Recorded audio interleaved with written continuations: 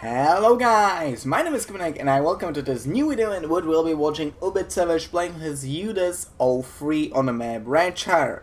Now, IDs sound a lot different, don't I? Well, yeah, I do. I finally bought a new microphone. If some of you are wondering, it's a Blue Snowball, which is already quite a high-end studio microphone. And it was actually quite expensive and hard to find, because in my country there's only very little of these kinds of microphones.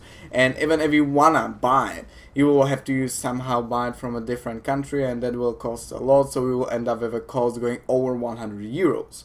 I was capable of finding it on several pages where it costed like maybe 80, 90 euros, which is still quite a lot. So, yeah. Eventually I bought it for 69 euros. Skills and shopping. But, yeah.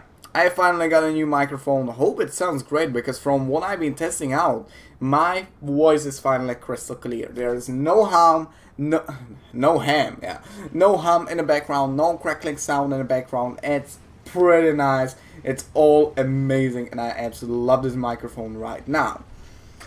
However, as we might see currently in a replay, as after all there's a replay commentary, I have got to commentate it somehow, our hero so far was capable of getting up onto this spot. Now, this spot is nothing new. You probably have seen it on the Mighty Jingles channel, where two batches went up onto this spot and started utilizing it not so efficiently, because as we all might know, the batches do not exactly have the highest DPM, and do not exactly have all that much ammo, which means that, well, they couldn't really do much out of this spot. However, a tank such as the UDES that our hero right now has, seriously, I'm not even gonna try to pronounce this name correctly. And mainly, I'm not even gonna call him under this name. I'm just gonna call him a hero throughout the entirety of this replay, because I just cannot pronounce some Russian gibberish. Well, in this spot, you might have seen two batches that weren't really capable of utilizing it somehow effectively, because of a simple reason. They do not have DPM, they do not have accuracy, they do not have as much camo as this tank. With this tank, you can pretty much fire endlessly off of this spot and you won't be spotted, because after you fire, this tank has, if I'm correct, 15% armor. And by the way, if you are stationary mainly, this tank has 80% camo. If I'm correct, I said armor.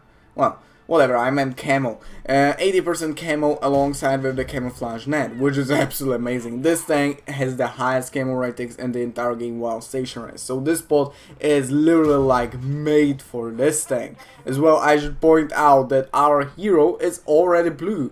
Most likely because they've been trying to get into this spot several times in the games before, because, well, as we might have seen, our hero damaged his body in the MXCDC quite a lot. If we will look at him, he has 61% health and he hasn't been hit once so far. He had been just damaged from the, how to call it, squishing damage from our hero right here. As well, our hero took a lot of damage from that, 400 damage, reducing him to about 61% of his hit points. Anyways, so far our hero was capable of shooting out like 10 shells, which is seriously a nice result. Within like first 3 minutes, you are capable of dealing minimally. I can bet that this was at least 5,000 damage. And by the way, sorry for the fact that there isn't like the summarization or like overall damage that he has been capable of doing, and overall blocking, overall everything like this. But there's a bit older replay, so there are a lot of glitches, a lot of problems. So yeah, sorry for that. Still though, our hero is capable of shoving shell after shell into the enemy targets, and they aren't capable of spotting him at all. It is absolutely amazing. Look at it. They are helpless against him. They can't see him. You see how amazing the camouflage of this tank is? Back in the Mighty Jingles game, where he has been showing those two batches being up here, they were already spotted by this time, but this tank, hell no. Our hero is just capable of shooting constantly without being spotted once. As well, I should point out that he shot a lot of premium shells at the beginning of the game, because of a simple reason, the defender being over there.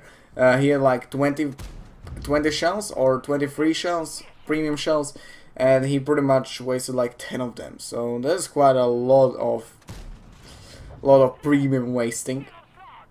Still though, as we will see later on in the post-game results, it will be all worth it. Oh, that was a nasty miss. This thing is actually really accurate, so if you will miss a shot, it's pretty unfortunate. It's seriously really bad RNG roll.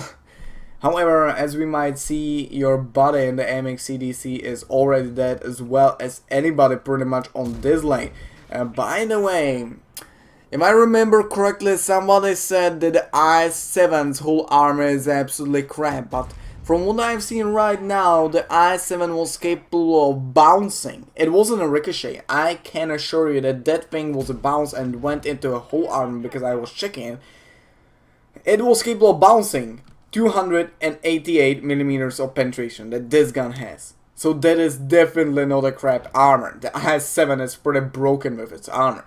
However, as we all might see, the MX is getting pretty mad, and for some reason, why the hell are you even pinging at our hero? He was definitely so far capable of dealing like 10,000 damage. If we see this right here, damage, this is like 10,000 damage at least. This was a pretty annoying low roll, but honestly, even if you high roll that, you would be very unlikely to kill that. Was it a Tiger? Yeah, Tiger 2. Still no. What to do now? So far, the enemy's TDs weren't spotted at all. Oh, there's an enemy's VK. There's gonna be a nice farm for damage because your penetration is gonna over-penetrate everywhere. The VK everywhere. Seriously, this thing has amazing penetration for any tier 8 tank. The same way as it is on the Sturzwang S1, this tank has 288 standard penetration, and its premium shells are capable of putting it up to the 330 mark. This is better than most of the tier 10 tanks. Oh, Jesus, this is disgusting. Look at the map. 2 T95s rushing his TDs down. I would be scared shitless if I saw that thing rushing onto me. Oh, Jesus. That must be a disgusting look. Your Sturzwang S1 is already down. Let's see, the ISU is already burning and he is gonna be soon dead. Come on, one shot into the Scorpion. And no, his teammate took the shot, which was actually quite a lucky occasion. It definitely wasn't intentional. I don't believe that thing was intentional. Right now, I'm actually quite surprised that you are capable of hitting the T95 into its side armor on the move. Here is the MXCDC. I don't know why the hell you aren't shooting high explosives at it. There are as well 2 Scorpions that you have to take down because they are really dangerous tanks. Come on, take him down. And that was a terrible low roll. 334 damage. This thing has 390 alpha damage. So yeah, that was a terrible overall. Anyways, you were capable of Colbano Toretto. You were capable of killing the Iron Scorpion with ease, and you were capable of penetrating the T95. One more shot and he's down. However, he turned the frontal armor towards you, and that is quite deadly. He is exposing the rooftop to you, but well, I don't think that it would be worth taking the shot. Instead of that, you shot at the side armor and you are capable of actually ricocheting, if I'm correct. In the meantime, you were capable of shooting another T95, reducing his damage by 1/4. Let's see, will I be capable of killing him? No, that wasn't exactly a low roll, it was actually a 5 damage high roll, but you needed to roll 24 damage higher. Anyways, look at the TVP go. 1 kill, 2 kills, 3 kills. He was capable of killing off 3 enemies within the span of like 5, maybe 6 seconds. There is the MXCDC. You missed your shot. However, look at this. You get only 4 shots left. Soon enough, we should be capable of seeing the platoon popping up, maybe. Anyways, so far you are running out of ammunition really quickly, and you need to do something about it. You need to make the TVP do something. Oh, there's the platoon invitation. If you will be capable of killing 1 enemy, you will get a crucial contribution. Even with your other platoon mate that wasn't capable of doing anything else but getting you into this amazing spot. Oh, you're already quite stuck up about the fact that you dealt 11,000 damage, and hopefully the Type 4 Heavy is only saying good things about that, because, well, I don't understand Russian, so I can't translate that to you, so sorry for that, but yeah, I'm learning German. I'm learning German and English. Oh, that was a nasty hit from the Scorpion G. Run away, run away. This thing has 50 kilometers per hour reverse speed. That's absolutely insane. Still though, that sometimes is not enough. And here we can see how the enemy's VK is getting damaged as he's trying to push the AMX CDC up the hill. However, it seems that the T95 actually has some brain, unlike the other of his teammates. I wouldn't say that these two guys, these two dummies over here, are dumb for trying to push the CDC up the hill. That's quite a sensible thing to do. However, the Scorpion doesn't seem to go into the cap circle for some reason. It'll be far more stressful and it'll be far better for securing the win right now, actually. Where the hell is the Scorpion? The TVP is actually scared to go out of his spot because he's pretty much like a two-shot to majority of the enemy's enemy tanks. 320 HPs. I don't even know if... Yeah, he can take a shot from the AMX CDC and still survive, no matter how much of a high roll that would be, but that is the only thing. So yeah, it isn't worth risking. However, you need him to move, to spot something, to make the spotting so you can kill that T95 in a cap circle. Because if he won't be capable of spotting it and you will blind fire, you will lose another shot and you most likely won't even hit it. Yeah, the tank might be big and all, but the cap circle is a lot bigger and there is only a very little chance that you will be capable of actually hitting it blindly. So let's wait for the TVP T5051 to see whether or not he will be capable of spotting anything. But there is this 10-second mark. You need to somehow end it quickly.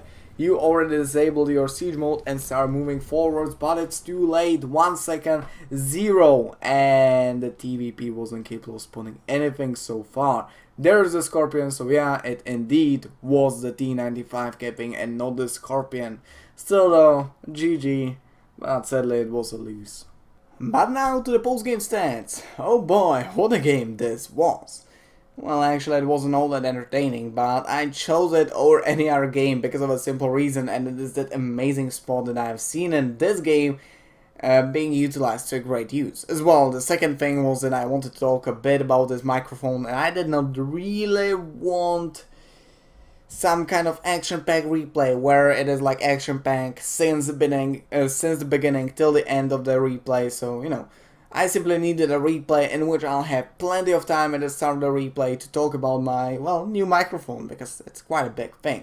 Anyways, the ubiitsavsih, I don't know how to pronounce that, Jesus. Well, anyways, our hero was capable of getting an ace tanker for this game. Well, I would be surprised if he didn't. He was capable of getting bruiser medal, fighter, he was capable of getting fire effect, hololens medal, high caliber, and a tank sniper. Actually not all that many medals, I expected a bit more, but on the other hand he was capable of getting only 4 kills for over 11,000 damage done. Sadly I wasn't capable of losing, which was quite a pity, but well, whatever.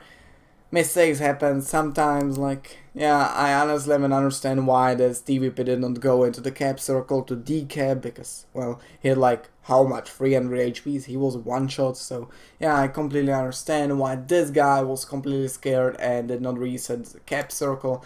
But, well, as well, I should point out that you actually barely even lost money. You barely even lost money, and you used pretty much like 24 premium rounds throughout this game, and plus that 20,000 like the premium consumable, what it is, like the pudding or what it is, I don't know. You simply use premium consumable for 20k credits. You used all of your premium rounds, which are quite expensive as well, and you lost only 10,000 credits. But on the other hand, you got a premium account, so that kind of makes sense, because as we all might see, a non-premium account would lose 50,000. Whoa, that's quite a lot actually. Well, other than that, you were capable of hitting 35 out of 37 rounds. Here we can see actually how incredibly accurate this tank is. And you penetrated 30 out of 35 shells, because, well, IS-7's whole armor is quite OP. I don't know who the hell was saying that the IS-7 is not OP.